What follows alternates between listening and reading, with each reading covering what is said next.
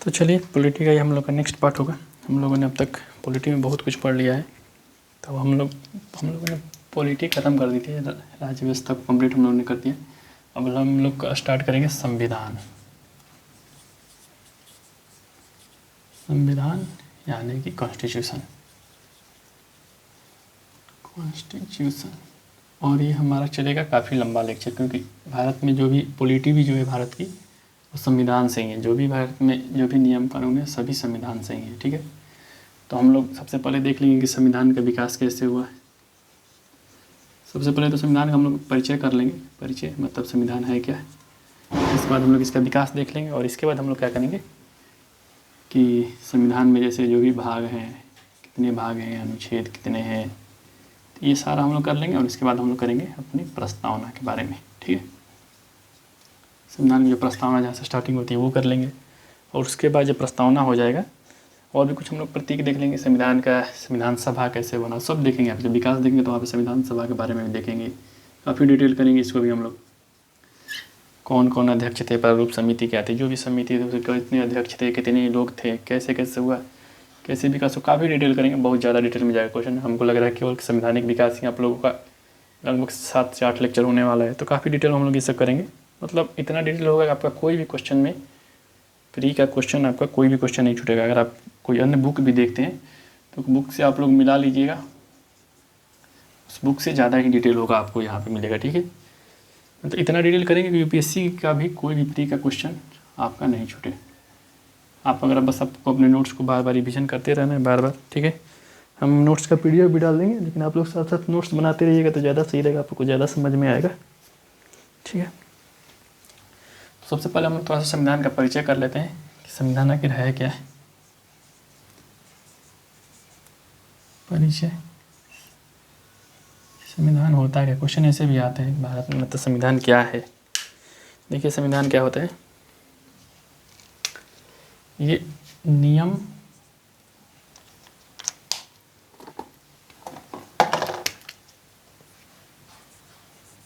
कानून का दस्तावेज है, ठीक है।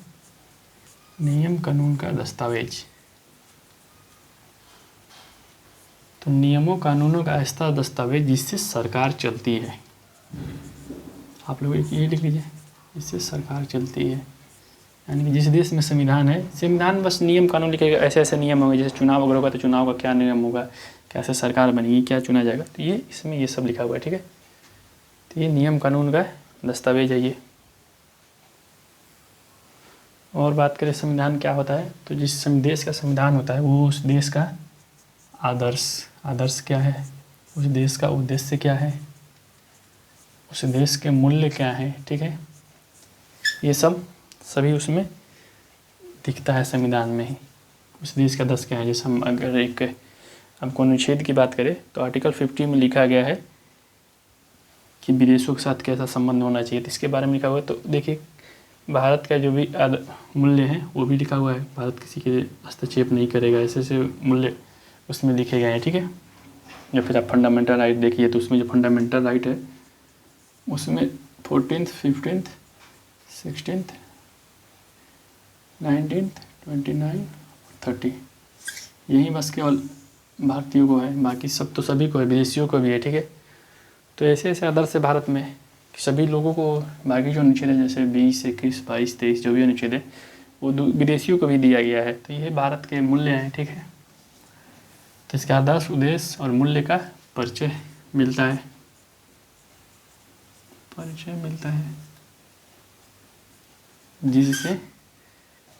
जिससे उस देश की भूत, वर्तमान और भविष्य का पता चलता है। तो देखिए ये इसका हो गया। मान लीजिए क्या कहता है संविधान का, ये परिभाषा हो गया। संविधान क्या है, नियम कानून का दस्तावेज है जिससे सरकार चलती है और उस देश के आदर्श, उद्देश्य, मूल्य सभी का परिचय मिलता है। और उसी मूल्य आदेश से पता चलता है कि उस देश का भूतकाल कैसा था, ठीक है, उस देश का वर्तमान कैसा है और भविष्य में वो देश क्या करेगा, सभी का पता चल जाता है, ठीक है। आदर्श, उद्देश्य, मूल्य का ये दर्पण है, ऐसे भी क्वेश्चन आता है। यानी कि ये सब चीज़ आप अगर संविधान अगर किसी देश का अच्छे से पढ़ लेंगे तो आपको ये सारी चीज़ें पता चल जाएगी उस देश के बारे में, ठीक है।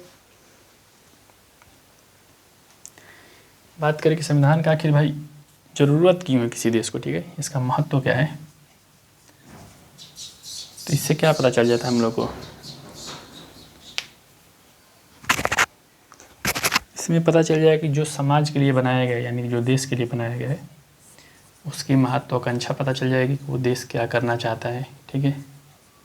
उस देश के शासन का रूप पता चल जाएगा, कैसे उसमें शासन है, कौन शासन कर रहा है। उसी में लोकतंत्र लिखा रहेगा तो लोकतंत्र होगा, लोकतंत्र में कौन सा लोकतंत्र है, संसदीय अध्यक्ष, हम लोग ये सारा देख लिए, डिटेल में पढ़े। अगर आप लोग प्रीवियस अगर नहीं किए तो आप लोग को प्रीवियस वाला क्लास कर लीजिए, क्योंकि वहाँ पे ये सब चीज़ें हैं काफ़ी डिटेल में, काफ़ी अच्छे से हमने उस सबको समझा दिया है वहाँ पे, ठीक है। शासन के रूप में पता चल जाएगा, ठीक है। समाज में निर्णय शक्ति किसके पास है, क्या वो किसी पार्टी के पास है, हमने बताया था। जो समाजवादी देश होते हैं या फिर एक उदारवादी होता है और एक होता है समाजवादी या मार्क्सवादी। तो उदारवादी देश में लोगों के पास होता है, लेकिन यहाँ पे पार्टी का ज़्यादा वर्चस्व होता है। तो मतलब किसके पास है निर्णय शक्ति, और वो जो लोग चुने जा रहे हैं कहाँ से चुने जा रहे हैं, जनता चुन रही है, लोगों में से लोग चुन रहे हैं, तो ये हो जाएगा, ठीक है। और जो भी विभिन्न हित है, मान लीजिए कि जो भी विविधता है, तो विविधता का सामंजस्य होता है उसमें। हम लोग जब भारत का फंडामेंटल राइट देखेंगे तो उसमें देखेंगे कैसे आर्टिकल 29 और 30 में अल्पसंख्यकों के बारे में लिखा हुआ है, और आगे जाएंगे तो जनजातीय लोगों के बारे में देखा, अनुसूची 5 अनुसूची 6 वहाँ पे भी लिखा हुआ है डिटेल में, ठीक है। तो ये सब हम लोग को पता चलेगा, ठीक है। और सबसे इम्पोर्टेंट जो संविधान का काम होता है, संविधान की करिए, राज्य को निरंकुश नहीं होने देता है, निरंकुश नहीं होने देता है। देखिए इसको कैसे रोकता है, जैसे हमारा संविधान में जो लिखा हुआ है, न्यायिक पूर्वावलोकन की बात हमने बताया था कि जो भी संघ होते हैं उसमें न्यायपालिका की ज़्यादा भूमिका होती है। तो मान लीजिए जो राज्य है यानी जो सरकार है कुछ ऐसा कानून न बना दे कि जो लोगों के लिए घातक हो जाए, तो उसको रोकने के लिए उसने ऐसा नियम बना दिया है, अगर कुछ ऐसा कानून आता है तो न्यायपालिका उस पर निर्णय लगा के उसको हटा सकती है। तो ये सब भी संविधान के लक्ष्य हैं, संविधान से ये सभी पता चल जाता है, ठीक है। तो ये मान लीजिए सभी संविधान के बारे में हो गया। बात करें अगर हम लोग भारत का संविधान, तो भारत के संविधान में क्या क्या इंपॉर्टेंट चीज़ है, ऐसे भी क्वेश्चन आते हैं कि भारत के संविधान की विशेषता क्या क्या है। तो देख लीजिए भारत के संविधान की विशेषता क्या है। सबसे पहला और सबसे बड़ा विशेषता है कि ये दुनिया का सबसे बड़ा संविधान है। बड़ा हो भी नहीं, क्योंकि यहाँ पर बहुत ज़्यादा विविधता है। जैसे बात करें यूएसए की, तो यूएसए तो क्षेत्रफल में बड़ा है लेकिन जनसंख्या वहाँ पे कम है, ठीक है। जनसंख्या वहाँ पे लगभग 42 करोड़ है, भारत की जनसंख्या 140 करोड़, यानी कि यहाँ से 100 करोड़ ज़्यादा है। दूसरी बात करें तो भारत में इतनी विविधता है, विविधता भी देखिए क्षेत्र के भी है। जम्मू कश्मीर में जाएंगे तो इतना ठंडा है, तमिलनाडु में जाए, केरल में जाए तो इतनी गर्मी है, उत्तर पूर्व राज्य में जाए तो जंगल है, राजस्थान में जाए तो वहाँ पर बंजर भूमि है। मतलब अगर ऊपर जाएँ तो पहाड़, नीचे समतल मैदान, पहाड़ी इलाका, फिर भाषा भी इतना ज़्यादा है, मतलब इतनी ज़्यादा विविधता है। इस कारण भी इतना बड़ा है, हर चीज़ को उसमें डाल दिया गया, ठीक है। और जब आज़ाद भी भारत हुआ था तो उस समय 562 रियासतें थी और कई सारी पार्टियां थी, सभी के अपने अपने हित समूह थे, सभी के अपने अपने लक्ष्य थे। तो सभी को समायोजन करने के लिए इतनी ज़्यादा बड़ा संविधान बनाना ही पड़ेगा, ठीक है। और इसका ये है सबसे अच्छा है भारत की विशेषता, ये लिख लीजिए, लचीला व कठोरपन का सामंजस्य। देखिए इसका मतलब क्या हुआ। जैसे अगर हम लोग बात करें अमेरिका के संविधान, तो वो काफ़ी कठोर है, उसको आप लोग बदल नहीं सकते। उसको बदलने के लिए वही 2/3 वाला और फिर आधे राज्यों से पास करना, ये सब नियम है। लेकिन भारत में क्या है, लचीला भी है, मतलब कुछ ऐसे कानून बनाए गए हैं जिसको आप बस बहुमत से ही पास कर सकते हैं। 50% +1 अगर संसद पास कर देती है तो बदल जाएगा। जैसे भाग 1 में जो भी लिखा है, आर्टिकल 1 से 4 है भाग 1 में, इसके जो भी है अंग वो सभी आसानी से बदल जाएंगे। और भी कई चीज़ है जो आसानी से बदल सकता है, लेकिन कुछ चीज़ काफ़ी कठोर है। जैसे बात करें अगर राष्ट्रपति के बारे में हो या फिर संघ के बारे में हो, न्यायपालिका के बारे में हो, तो ऐसे ऐसे वर्ड जो है उनको बदलने के लिए आपको पहले तो 2/3 करना पड़ेगा, 2/3 से पास करना पड़ेगा। वो भी अलग अलग है, राज्यसभा से अलग, लोकसभा से संयुक्त अधिवेशन नहीं हो सकता। फिर आधे राज्यों से पास कराना पड़ेगा, तो काफ़ी कठोर हो जाता है। तो ये इसका सामंजस्य कर दिया गया है, ठीक है। यानी कि लचीला इसलिए बनाया गया है ताकि देखिए संविधान कब बना था भारत का, 1950 में लागू हुआ था, और आज कम से कम कितने साल हो गए, 50 और 23 73 साल हो गए, ठीक है। 73 साल में सब कुछ बदल गया। पुराने ज़माने में वो नहीं था, तो कुछ जो चीज़ें बदल गई हैं उसको समायोजन करने के लिए लचीला बना देगा, कठोर इसलिए बना दिया क्योंकि जो संविधान, जो भारत का जो मूल उद्देश्य है, देखिए ये क्या है, मूल्य जो है, मूल्यों को के साथ छेड़छाड़ नहीं होती, इसीलिए उसको कठोर भी बनाया गया। देखिए कितना बढ़िया मिश्रण किया गया है भारत के संविधान को। बात करें इसमें और क्या है, एकल नागरिकता। एकल नागरिकता से फ़ायदा ये है कि इतनी विविधता है कि भारत में लोगों के बीच मतलब राष्ट्र के एकता अखंडता पर खतरा आ जाता है, तो इसीलिए एकल नागरिकता कर दिया गया। साथ ही यहाँ पे है वयस्क मताधिकार, यानी कि सभी का वोट समान है, जो भी 18+ है और जिसके पास भी वोटर आई डी कार्ड है सभी का वोट समान है। अगर आप अमीर है या गरीब है, किसी उससे कोई मतलब नहीं, आपका भी एक वोट है और अमीर का भी, मुकेश अंबानी का भी एक ही वोट होगा, आपका भी एक ही वोट होगा। तो देखिए कितना अच्छा चीज़ है। और अगर विशेषता की बात करें तो सबसे इम्पोर्टेंट है स्वतंत्र व निष्पक्ष न्यायपालिका। न्यायपालिका जब हम लोग पढ़ेंगे आर्टिकल 124 से 147 तक है, तो हम लोग वहाँ देखेंगे न्यायपालिका क्या कर सकती है, क्या क्या वो कर सकती है, सारे हम लोग अनुच्छेद वहाँ पर देखेंगे। 131 132 जो भी अनुच्छेद में उसके बारे में लिखा हुआ है, उसके कार्य क्या क्या हैं, ठीक है, उसकी जो भी शक्तियाँ, सारी शक्तियाँ देखेंगे, काफ़ी डिटेल में जाएगा, वहाँ पर हम लोग देखेंगे क्या पालिका न्यायपालिका का क्या जंग है, कौन ताकतवर है, न्यायपालिका है या कार्यपालिका है, दोनों में कैसे एक साथ बैठाया गया, इतना बढ़िया से दोनों को सामंजस्य किया गया है। हम लोग वो सब देखेंगे वहाँ पे जब आगे हम लोग को आएगा। और बात करें कि स्वतंत्र और निष्पक्ष न्यायपालिका है और संसदीय सर्वोच्चता और वर्सेज न्यायपालिका, कैसे इसमें सामंजस्य बैठाया गया है ये देखिएगा, काफ़ी इम्पोर्टेंट ये हो जाएगा। जैसे संसद के पास कानून है कि मतलब वो संविधान में जो भी मतलब बदलाव करना है वो संसद करेगी, लेकिन न्यायपालिका को संविधान का संरक्षक बना दिया गया, यानी कि बदलाव कीजिएगा तो इससे बदलाव नहीं कर पाइएगा कि जो मतलब संविधान का ही मूल आत्मा ही बदल दे। जैसे मूल ढांचे के सोनम भारती वाला केस हम लोग देखेंगे, जब फंडामेंटल राइट देखेंगे तो वहाँ पे काफ़ी यहाँ पे इंटरेस्टिंग होगा, ठीक है, जब आगे जाएगा। एक है संविधान की सर्वोच्चता, यानी कि भारत में जो भी सर्वोच्च है सबसे संविधान है। कोई भी अगर आपसे पूछे कौन है सरकार में, पीएम, राष्ट्रपति, कोई नहीं है, सबसे सर्वोच्च संविधान जो संविधान में लिखा है वहीं सबको मानना है, वो न्यायपालिका हो या कार्यपालिका हो या फिर विधायिका हो। तीसरा है फंडामेंटल राइट, मौलिक अधिकार दिए गए हैं लोगों को और जिसका संरक्षण न्यायपालिका को दिया गया है, आर्टिकल 32 हम लोग देखेंगे। फिर DPSP भाग 4, राज्य के मूल निदेशक तत्व कि राज्य को क्या क्या करना चाहिए। यहाँ पे है कि राज्य को क्या नहीं करना चाहिए फंडामेंटल राइट में, और DPSP के राज्य को क्या करना चाहिए, तो इसके बारे में ये भी हम लोग देखेंगे, काफ़ी इंपॉर्टेंट है, इसको भी डिटेल करेंगे, ठीक है। और DPSP में ही 51 में लिखा हुआ है मूल कर्तव्य, तो ये भी देख लेंगे। हालांकि ये इम्पोर्टेंट तो नहीं है क्योंकि इसको तो इंदिरा गांधी ने जोड़ा था 42वें संविधान संशोधन से 1976 में, देश में इमरजेंसी लगा के फिर इससे संविधान संशोधन की आधा का संविधान बदल दिया। तो ये भी देख लेंगे हम लोग, जब है तो देखेंगे ही, ठीक है। एक है इसमें संसदीय प्रणाली को चूज किया गया है, ठीक है। संसदीय प्रणाली मतलब कि एकात्मक में होता है संसदीय प्रणाली, लेकिन इसके साथ ही संघात्मक भी किया गया है, यानी कि विकेंद्रीकृत भी है, तो संसदीय भी है, विकेंद्रीकृत भी, एकीकृत और विकेंद्रीकृत। इतना ज़्यादा अच्छा समझ से हम लोग जब पढ़ेंगे संघवाद, तो वहाँ पे देखेंगे कौन कौन से जो शब्द हैं जो संघवाद के खिलाफ है, कौन कौन से शब्द जो संघवाद के साथ हैं। जैसे आर्टिकल 249, आर्टिकल 252, ये सब हम लोग देखेंगे, कैसे राज्यसभा को शक्ति मिली है राज्य के विषय पर कानून बनाने का, तो ये सब वहाँ पर देखेंगे, ठीक है। और अगर तीसरा बात करें संघात्मक के साथ एकात्मक, तो संघात्मक तो लक्षण लिया गया लेकिन उसमें एकात्मक को ज़्यादा बढ़ा दिया गया, वो सब हम लोग देखेंगे वहाँ पे। इस पर काफ़ी विवाद होते हैं, सारे विवाद देखेंगे, जो भी कोर्ट केस वगैरह हुए हैं सब देखेंगे हम लोग इस पर, ठीक है। तो ये मान लीजिए कि हो गया। और है इसमें जैसे भारत के संविधान में एक है कि, चलिए इसको मिटाते हैं फिर लिखते हैं, ठीक है।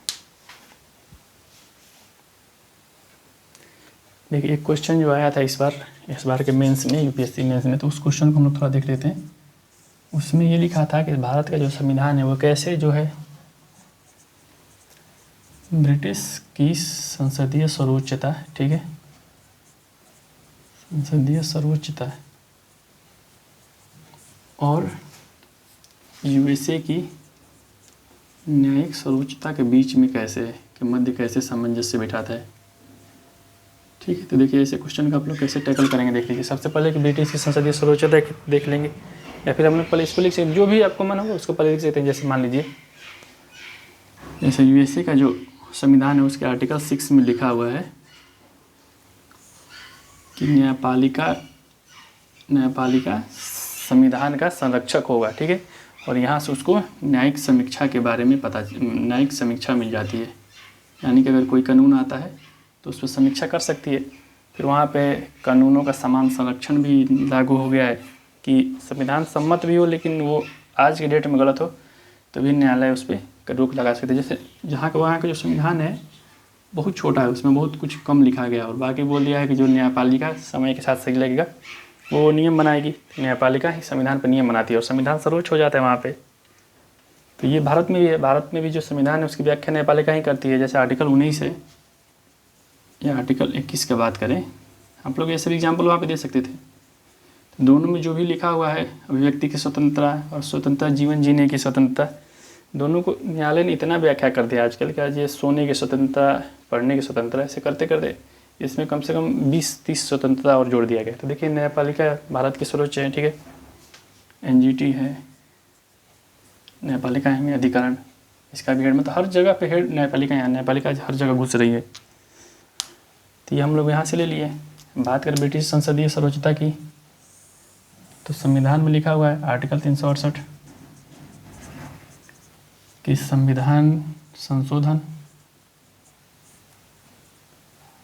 यानी कि जो संविधान है वो एकदम पूरी तरह से संप्रभु नहीं है, संविधान निरंकुश नहीं है। संविधान भी संशोधन हो सकता है और इसका संशोधन कौन करेगा? संसद करेगा। और यूके में भी है, यूके में तो संविधान है ही नहीं, मतलब लिखित नहीं है, जो भी वो लोग कानून बनाते जाते हैं आगे वो संविधान बनते जाता है। तो देखिए संविधान संशोधन हो सकता है, यानी कि संसद हो गया सर्वोच्च यहाँ पे। मान लीजिए न्यायपालिका ने कोई निर्णय दे दिया, उस पर कानून बना दिया संसद, तो फिर वो निर्णय संसद वाला हो जाएगा, फिर उस पर न्यायपालिका निर्णय देगी। तो दोनों के बीच में पूरी तरह से सामंजस्य बिठा दिया गया है। तो यही ऐसे ही क्वेश्चन था, इसी पर आप लोग कुछ ऐसे ये सब आर्टिकल लिख के, ये आर्टिकल लिख के आप उसको आगे बढ़ सकते थे, ठीक है। तो मान लीजिए हो गया संविधान के बारे में। अब थोड़ा हम लोग करते हैं, अब संविधान का परिचय तो हम लोग ने देख लिया, तो हम लोग संविधान का विकास देखते हैं। विकास तो सभी लोगों को पता होगा संविधान लागू हुआ था 26 जनवरी 1950, ठीक है। और जो संविधान बन के तैयार हुआ था वो भी डेट आप लोगों को याद होगा 26 नवंबर 1949, यानी कि 2 महीना इन्होंने वेट क्यों किया था, इसके पीछे भी कहानी है।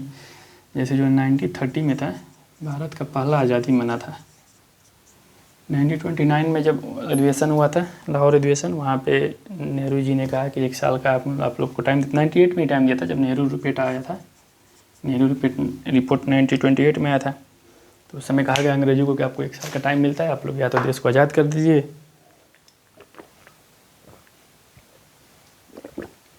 देश को आज़ाद नहीं करना था, उन्होंने कहा कि या तो आप लोग डोमिनियन का स्टेटस दे दीजिए, या फिर अगर 1 साल में आप लोग नहीं देते तो हम लोग पूर्णतः आज़ाद हो जाएंगे।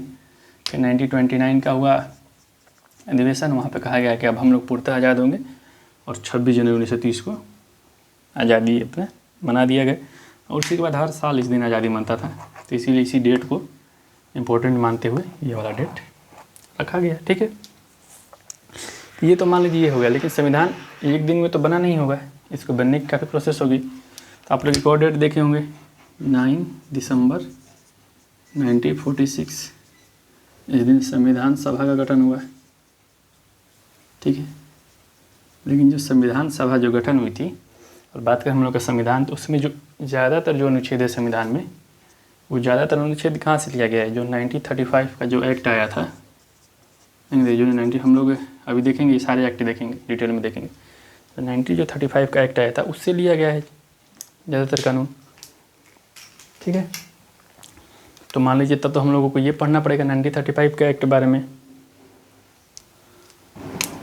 1935 का एक्ट, तो 1935 का एक्ट जो बना था जिसमें ये सब संघात्मक लक्षण आ गए थे, वहाँ पे न्यायपालिका बन गई थी, तो ये भी तो कहीं ना कहीं से पीछे से लिया हुआ। तो इसी के लिए हम लोग एकदम पीछे जाते हैं और सबसे पहले देखते हैं कि कहाँ से संविधान स्टार्ट हुआ था बनना।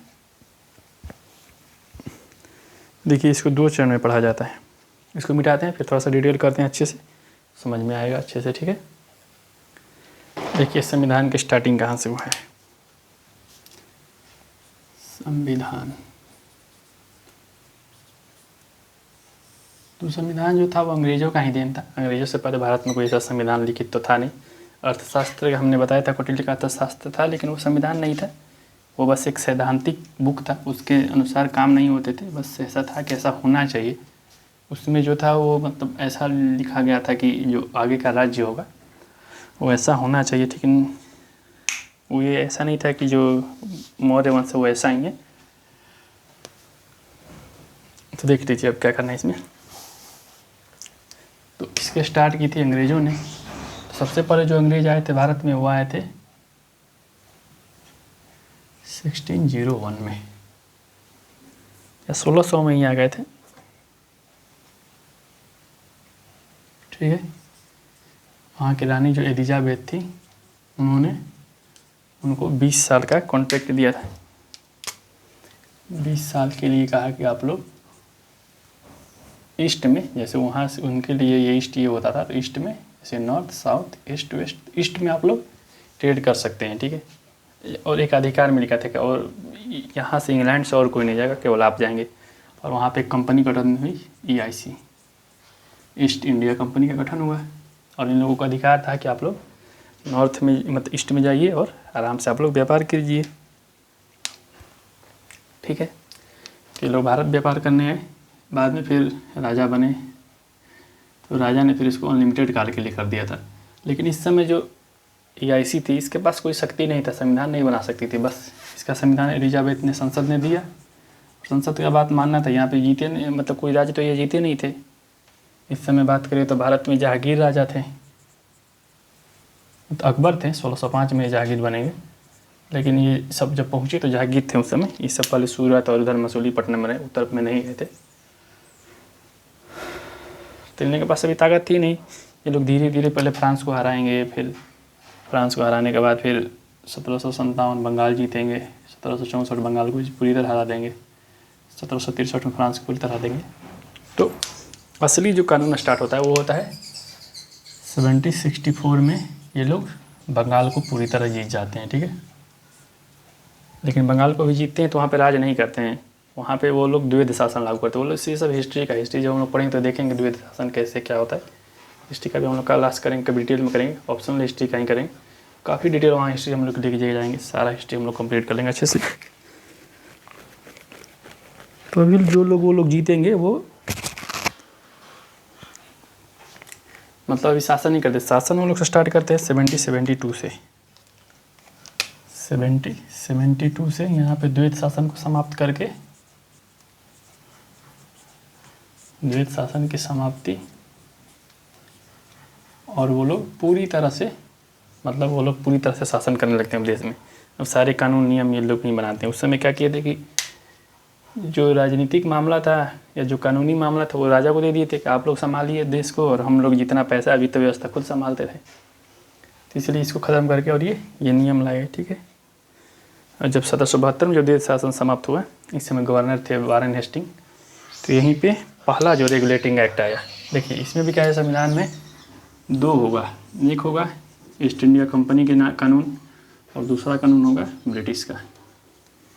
जैसे ईस्ट इंडिया कंपनी जो है वो 1773 से लेके 1853 तक कानून लाएंगी, और 1858 से बाकी 1947 तक इसकी कहानी। हम लोग स्टोरी पढ़ते जाएंगे तो ये देखेंगे क्या हुआ था 1853 में, ऐसा कि उन लोग हट गए। 1857 की क्रांति तो नहीं देखेंगे, लेकिन मतलब थोड़ा सा बहुत समझते चलेंगे तो हम लोग को ये समझ में आएगा। देख लीजिए आप लोग को सबसे पहला जो कानून आया था वो था 1773 का रेगुलेटिंग एक्ट, ठीक है, ये इम्पोर्टेंट हमारे लिए। इसमें देखिए क्या क्या हुआ था और यही इम्पोर्टेंट है। तो इस समय गवर्नर कौन था?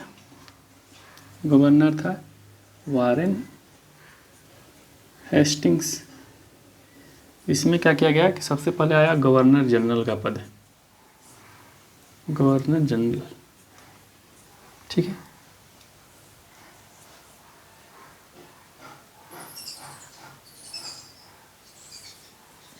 ये पद इसलिए आया कि जैसे अभी जो अंग्रेज़ थे वो कई भागों में विभक्त थे। अभी इनके पास एक बंगाल था, तो बंगाल में कोई और शासन कर रहा था।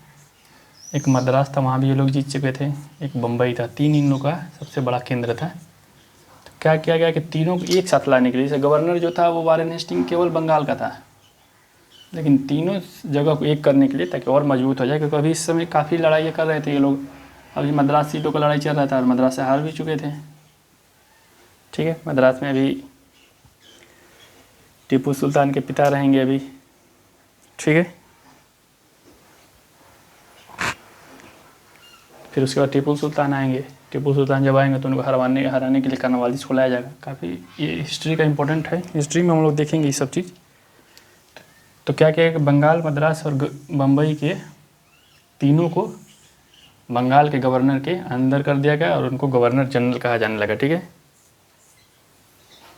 ये बस बंगाल का तो ये पूरा मामला देखते थे, सैनिक और असैनिक भी, यानी जो सैनिक जहाँ युद्ध कर रहे हैं, जो नहीं युद्ध कर रहे हैं। लेकिन मद्रास बम्बई का विदेशी मामला देखते थे कि वो लोग दूसरे के साथ क्या करें। जो आंतरिक मामला था ये मद्रास बम्बई अभी भी अपना ही कर रहा था, ठीक है। और बंगाल का सैनिक असैनिक सारा मामला, एक नया पद आ गया गवर्नर जनरल। तो ये इंपॉर्टेंट है, गवर्नर जनरल पद कब आया और प्रथम गवर्नर जनरल कौन बने? वारेन हेस्टिंग बन गए, ठीक है। और क्या किया गया कि गवर्नर जनरल के साथ 4 सदस्यीय एक पैनल बना दी गई। देखिए इसको बनाने का क्या कारण था, जो EIC थी, ईस्ट इंडिया कंपनी, काफ़ी मजबूत हो रही थी। इसी समय आप लोग देखेंगे कि USA जो था वो आज़ाद होएगा, ठीक है। तो USA में युद्ध चल रहा था इस समय। तो इन लोगों को लगा कि भाई ईस्ट इंडिया कंपनी भी ऐसा ना करे। हमने बताया था USA वाला क्लास, अगर पिछला क्लास किया होगा तो USA जो था वो अंग्रेज ही थे वहाँ पे, लेकिन अंग्रेज खुद ही इंग्लैंड से आज़ाद हो गए थे। ये लोग भी डर रहे थे कि लोग आज़ाद नहीं हो जाए। तो 4 सदस्यीय पैनल बना दिया गया और उसमें जो गवर्नर जनरल जो हेड था वो इसके साथ मिल के कार्य करता था, ठीक है। और जो निर्णय होता था इनका बहुमत से निर्णय लिया जाता था। जैसे 4 सदस्य ये 5, तो 3 दूसरे ही निर्णय। अगर गवर्नर जनरल अगर 2 में है फिर भी वो निर्णय नहीं माना जाएगा, 3 लोगों का माना जाएगा। और इसमें जो होता था वो संसद के ज़्यादा लोग भरे जाते थे ताकि ब्रिटिश के यहाँ पे कब्जा बना रहे, ठीक है। और इसमें क्या हुआ, इसमें सबसे जो एक काम तो ये हो गया गवर्नर जनरल पहला काम। दूसरा इसमें क्या इंपॉर्टेंट काम हुआ वो देख लीजिए। इसमें हुआ था एक सर्वोच्च न्यायालय बना, या फिर उसको हाई कोर्ट भी कह सकते हैं, सर्वोच्च न्यायालय।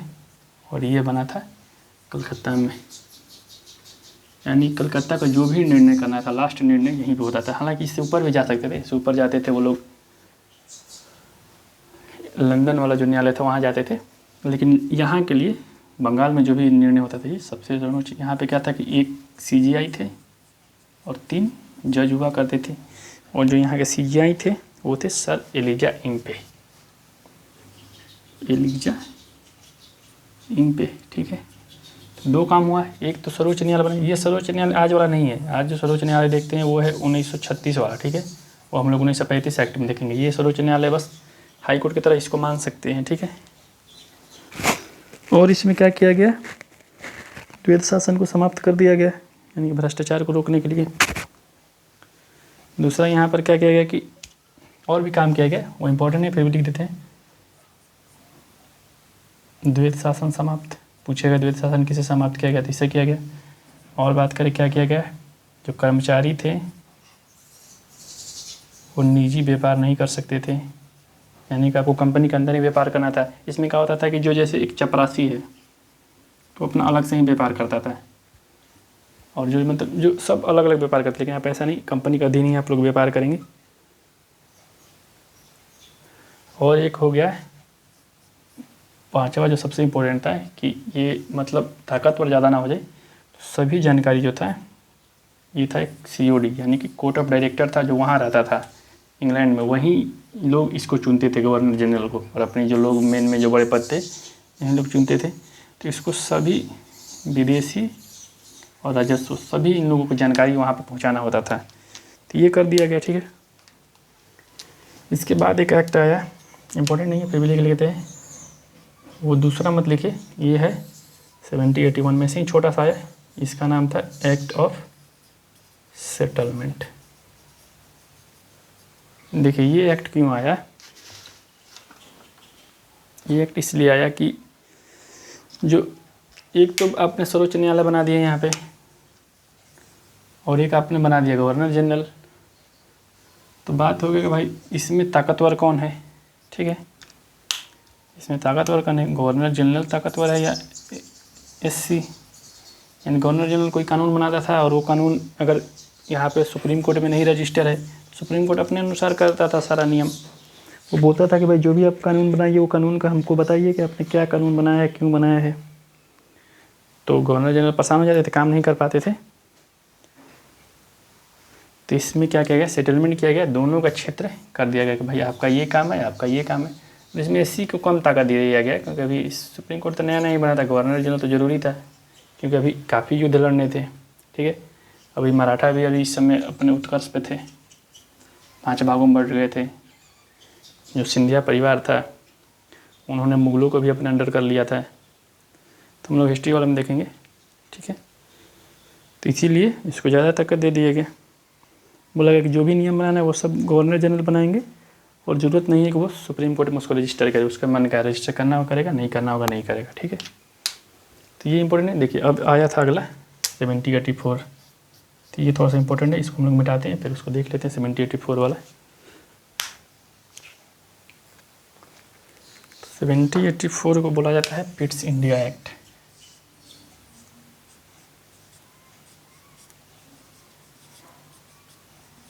Pitt's India act 1784। देखिए इसमें क्या हुआ था, इसका नाम पिट्स क्यों है ये देख लीजिए। जैसे क्या था कि वहाँ पे एक नॉर्थ फॉक्स की सरकार थी, और वो सरकार संसद में बिल लाई और संसद में उसने विश्वास खो दिया, वो बिल पास नहीं हुआ। जैसे भारत में भी आगे हम लोग देखेंगे, तो अगर संसद में अगर कोई बिल पास नहीं हो पाता है सरकार का, तो सरकार को अपना विश्वास सिद्ध करना पड़ता है। तो उसने भी विश्वास सिद्ध नहीं कर पाया, और नई सरकार बनी पिट्स की, तो पिट्स के नाम पर ये पिट्स इंडिया एक्ट आया। इसमें क्या किया गया कि उसकी शक्ति कमज़ोर करने के लिए AIC की एक बनाया गया BOC, एक बनाया गया BOD। BOC क्या था, बोर्ड ऑफ कंट्रोल, और दूसरा था बोर्ड ऑफ डायरेक्टर।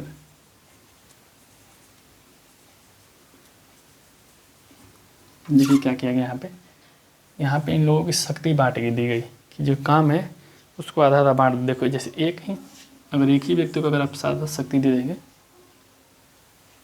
फिर क्या होता है, वो ज़्यादा ताकतवर हो जाएगा, फिर निरंकुश हो जाएगा। तो उसको निरंकुश नहीं हुई, इसीलिए शक्ति बांट दी गई, ठीक है।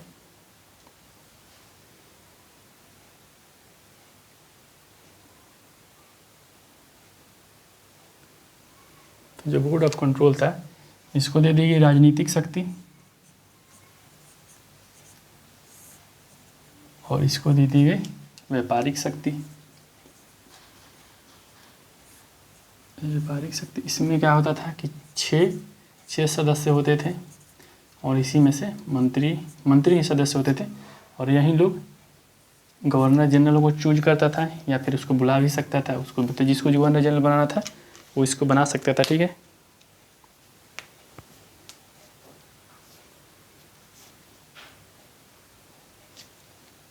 तो देखिए ये कर दिया गया, ठीक है। राजनीतिक शक्ति थी, तो राजनीतिक जो भी काम है, युद्ध वगैरह ये सब देख सकता था, और व्यापारिक कार्य ये देख सकता था। और इसमें क्या किया गया कि जो बंगाल और मद्रास था, मतलब मद्रास जो बम्बई था, मद्रास बम्बई, इसको बंगाल में पूर्णतः विलय कर लिया गया। बंगाल में विलय यानी कि बंगाल के अंडर हो गई। इस समय क्या था कि टीपू जो सुल्तान था वो काफ़ी बढ़ रहा था, और वहाँ पे भी नेपोलियन का टाइम आ गया था, तो वहाँ के अंग्रेज डर गए थे फिर कि हमारा शासन ना ख़त्म हो जाए, तो इसलिए ऐसा काम किया, ठीक है। और जो गवर्नर जनरल की जो परिषद थी, हमने देखा कि उसमें 4 लोग थे, तो उसको घटा के 3 कर दिया ये लोग। और यहाँ पे जो क्वेश्चन जो आते हैं वो देख लीजिए। यहाँ पे क्वेश्चन आता है कि ब्रिटिश अधिकृत भारत का प्रयोग यहाँ पे किया गया है, भारत का प्रयोग। और यहीं पे आएंगे एक गवर्नर जनरल कॉर्नवालिस। ये पूछता है कि किसके काल में आते थे, कॉर्नवालिस के काल में आया था। ठीक है, हम लोग अभी देखेंगे कि गवर्नर जनरल को क्या क्या काम किए, सब देखेंगे।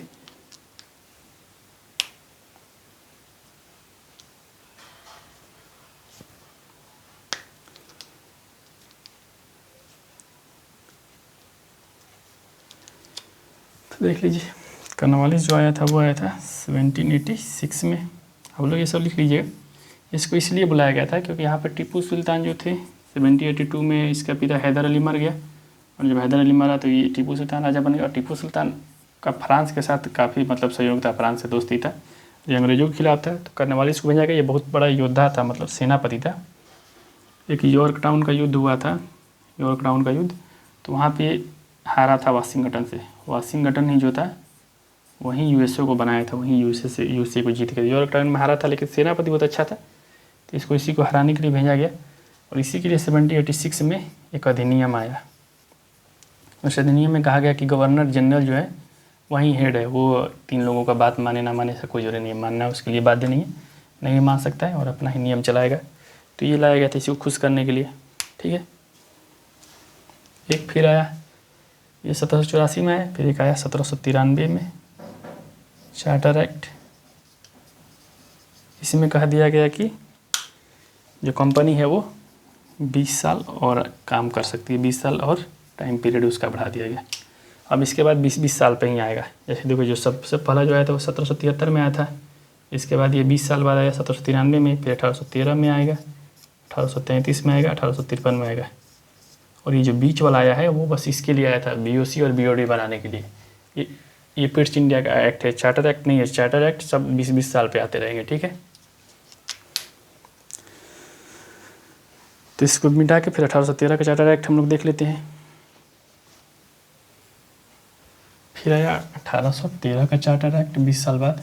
इसमें क्या किया गया, सबसे पहले इसमें किया गया कि कंपनी को जो 20 साल तक एकाधिकार बढ़ाया गया था वो एकाधिकार समाप्त कर दिया गया। और चाय और चीन ये दोनों में एकाधिकार था अभी भी, यानी कि चाय का जो भी व्यापार था वो कंपनी कर सकती है, और चीन के साथ जितना व्यापार होगा वो कंपनी करेगी। बाकी सारे व्यापार में अब विदेशी भी, मतलब विदेशी के जैसे इंग्लैंड के और भी जो व्यापारी हैं वो भी आके भारत में कर सकते। अब तक क्या था कि केवल इंग्लैंड से यहीं आ सकता था। भारत में काफ़ी अच्छा व्यापार होता रहा था। इसी समय इंग्लैंड में औद्योगिकरण आएगा, औद्योगिकरण में बड़े बड़े उद्योगपति आ जाएंगे, तो वो लोग संसद को पैसा खिला के और ऐसा कानून बनवाएंगे कि हमको भी भाई भारत में जाने दीजिए, हम भी वहाँ से पैसा कमा के आएँ। और ये लोग काफ़ी धनी हो गए थे, ईस्ट इंडिया कंपनी। तो ये हो गया। ठीक है, हम लोग जब हिस्ट्री पढ़ेंगे तो ये सब चीज़ हम लोग वहाँ पे आएगा अच्छे से, तो वहाँ पे अच्छे से देखेंगे ये सब चीज़। एक इसमें क्या किया गया है, शिक्षा के लिए, शिक्षा क्या, अंग्रेजी शिक्षा के लिए। जैसे अब तो कंपनी काफ़ी बड़ा हो गया था, अब तक उन्होंने मराठा को भी हरा दिया था, मैसूर को भी हरा दिया था, पूरे मतलब लगभग पूरे देश में हो गए थे। तो उन लोग और लोग चाहिए थे। ठीक है, तो और लोगों के लिए वो आखिर तो वहाँ से तो इतने सारे लोग नहीं ला सकते थे, तो उन्होंने ऐसा काम किया कि भारत के ही लोगों को शिक्षित करते हैं, अंग्रेजी सिखाते हैं, और फिर उन लोगों को अपने यहाँ काम पर रख देंगे। तो इसके लिए कहा गया कि 1 लाख प्रतिवर्ष खर्च करना है शिक्षा पर, ताकि भारतीयों को शिक्षित करके और अपने काम पर रखा जाए। और इसके लिए गठन किया गया जीपीआईसी का। जीपीआईसी ये देख लीजिए क्या था।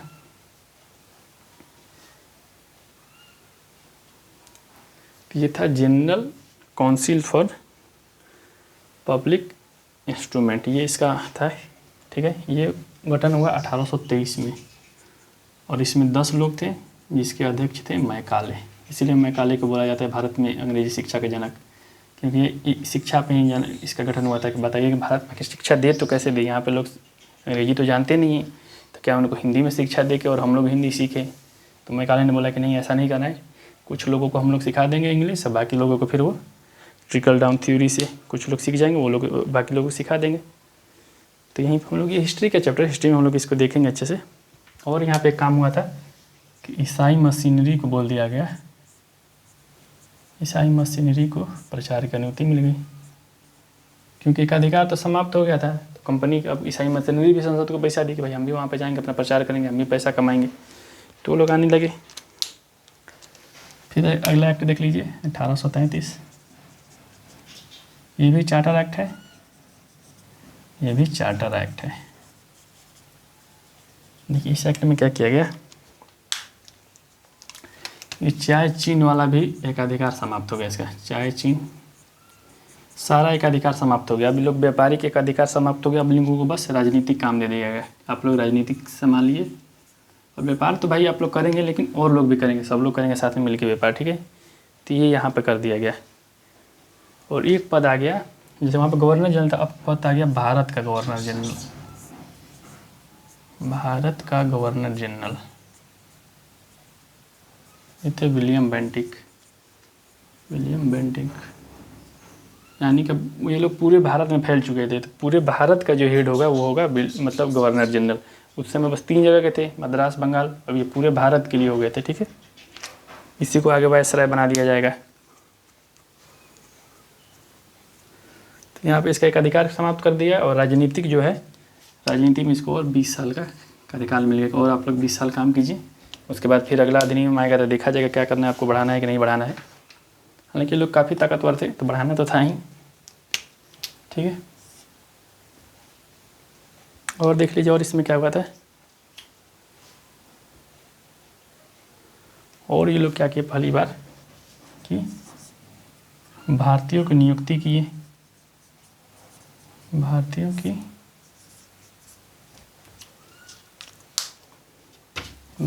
नियुक्ति हुई यहाँ पर पहली बार,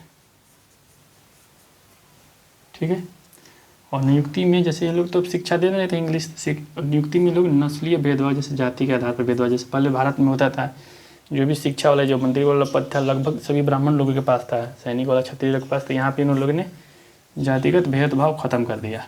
और किसी को भी वो लोग जो भी मतलब जो भी सही व्यक्ति थे उनको वो लोग चुनने लगे। यहाँ पे उन लोगों को मतलब ऐसे जात पात से मतलब नहीं थे। और एक क्या किया गया कि एक विधिक सदस्य, जैसे गवर्नर का जनरल परिषद था, 3 लोग थे, एक नया लोग जुड़ गया, वो था विधिक सदस्य। यानी विधि के लिए एक और सदस्य को जोड़ा गया। और ये पहले जो थे वो थे मैकाले। शिक्षा में भी इसका काम है और विधि में भी काम है। काफ़ी पढ़ा लिखा था, कोई भी भाषा वो जल्दी सीख जाता था। और एक विधि आयोग का गठन हुआ है, विधि आयोग 1834 में।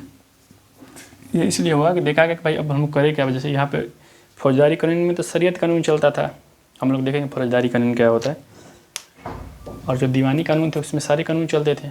उसमें हिंदू का अलग थे, मुस्लिम का अलग थे, जैन का अलग थे। और फौजदारी में थे तो कहा गया कि सभी को एक थोड़ा सा कानून एक जगह करते हैं और फिर ऐसा करते हैं कि सभी को आसानी हो जाए, हमारे लिए भी आसानी हो जाए, लोगों को न्याय देना भी आसान हो जाए। तो इसीलिए विधि आयोग बनाया गया। फिर जो अगला एक्ट आया वो था 1853 में, 20 साल बाद फिर आया, ठीक है। यहाँ पे एक काम हुआ जो कि COD में पहले 24 लोग थे, उसको यानी BOD जो था उसमें उसको 18 कर दिया गया। ये इम्पोर्टेंट है। इसमें सबसे जो इम्पोर्टेंट हुआ कि यहाँ पे पृथक विधायिका बनी, पृथक विधायिका। देखिए ये क्या था, जैसे यहीं से भारत की जो विधायिका का जो शुरुआत होगा संसद का, वो यहीं से शुरुआत माना जाता है, ठीक है। इसको लघु संसद कहा गया। इसमें क्या किया गया था कि गवर्नर जनरल की परिषद में 6 लोग थे, ठीक है। इस समय तक 6 लोग आ गए थे, वो 3 थे, फिर 4, फिर 2 बीच में और जोड़ दिया गया 6। तो 6 लोग थे गवर्नर जनरल परिषद में। तो ये सब मंत्री हो गए, ठीक है। और जब ये लोग निर्णय लेते थे तो और 6 लोग आ जाते थे निर्णय लेने के लिए। तो 12 लोग मिल के और बहुमत से निर्णय लेते। संसद में भी तो यही होता है, कोई भी कानून आता है तो 50% +1 से पास करना होता है बहुमत से। तो यहाँ पे 12 लोग मिल के निर्णय लेते थे। लेकिन इसमें देखिए क्या होता है, 550 है संसद में लोग, लेकिन उसमें मंत्री तो केवल 70-80 मंत्री ही हैं, ठीक है। तो यहाँ पे भी यही हुआ, 6 गवर्नर जनरल की परिषद के लोग थे, ये सभी मंत्री थे, और 6 और अन्य लोग आ जाते थे निर्णय लेने के टाइम। यानी कि ये विधायिका का हो गया, यानी कि संसद बैठती थी, और ये हो गया कार्यपालिका। तो यहाँ पे ये हो गया, ठीक है। एक और हुआ कि सिविल जो सेवा थी, सिविल सेवा शुरुआत हो चुकी थी पहले ही। ये हिस्ट्री का टॉपिक इसलिए हमने नहीं लाया। यहाँ पे क्या होगा, सिविल सेवा का खुली प्रतियोगिता होने लगी, यानी कि भारतीय भी भाग ले सकते थे। लेकिन यहाँ पे अभी प्रॉब्लम था, उनको विदेश जाके ही एग्ज़ाम देना था, भारत में एग्ज़ाम नहीं होता। भारत में एग्ज़ाम होगा 1919 वाला जो आएगा उसके बाद होगा 1921 से, ठीक है। इसमें ही सत्येंद्रनाथ टैगोर पहले जो बने थे, ठीक है। तो भारतीय भी आ सकते, पहले भारतीय नहीं आ सकते थे, ठीक है। सिविल सेवा का जनक तो माना जाता है कर्नवालिस को, उसी समय उसने सिविल सेवा खुला दिया था। लेकिन अब उसने भारतीय को नहीं लेता था, खाली विदेशी लोग थे। लेकिन यहाँ पे ये हिस्ट्री का टॉपिक है, इसलिए ज़्यादा डिटेल करने कोई मतलब नहीं है। सिविल सेवा में खुली प्रतियोगिता होने लगी और भारतीय भी आ सकते थे, और पहले भारतीय थे सत्येंद्रनाथ टैगोर।